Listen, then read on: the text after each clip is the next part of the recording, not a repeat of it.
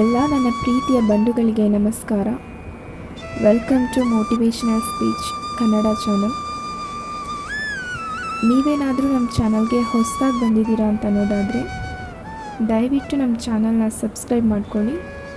ಹಾಗೆ ಪಕ್ಕದಲ್ಲಿರೋ ಬೆಲ್ಲೈಕಾನ ಕ್ಲಿಕ್ ಮಾಡಿ ಆಲ್ ನೋಟಿಫಿಕೇಷನ್ ಅಂತ ಕೊಟ್ಕೊಳ್ಳಿ. ಮತ್ತು ಅತ್ಯದ್ಭುತ ಅನುಭವಕ್ಕಾಗಿ ದಯವಿಟ್ಟು ಇಯರ್ಫೋನ್ನ ಬಳಸಿ. ಮತ್ತು ಇವತ್ತಿನ ಕೃಷ್ಣ ಸಂದೇಶ ಏನು ಅಂತಂದರೆ, ಪ್ರೀತಿಯ ಬಗ್ಗೆ ಶ್ರೀಕೃಷ್ಣನ ಅಭಿಪ್ರಾಯ.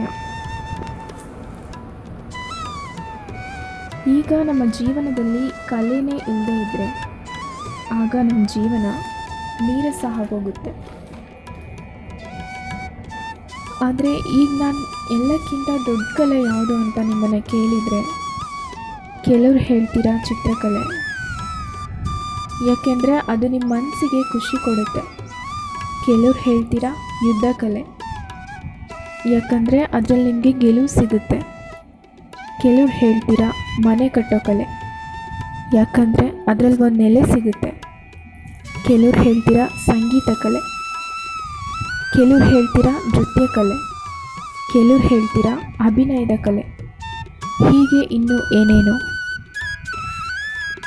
ಆದರೆ ಈ ವಿಷಯದಲ್ಲಿ ವಿವಾದ ಮಾಡೋದು ಸರಿಯಲ್ಲ, ಅದನ್ನು ಮಾಡಲೇಬಾರ್ದು.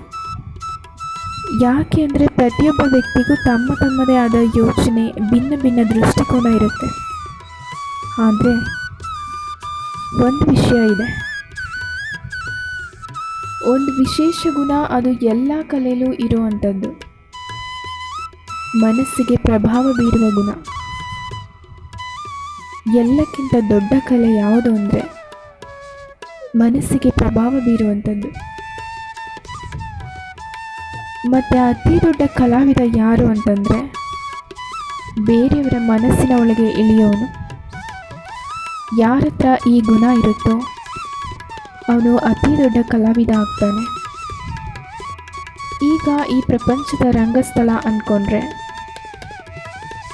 ಆಗ ನಾವು ಈ ರಂಗಭೂಮಿ ಕಲಾವಿದರು.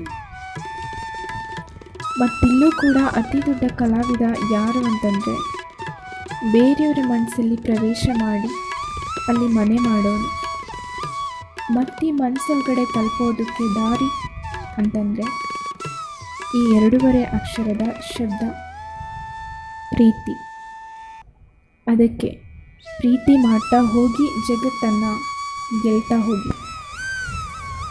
ಹಾಗೆ ಎಲ್ಲರೂ ಪ್ರೀತಿಯಿಂದ ಹೇಳಿ ರಾಧೆ ರಾಧೆ.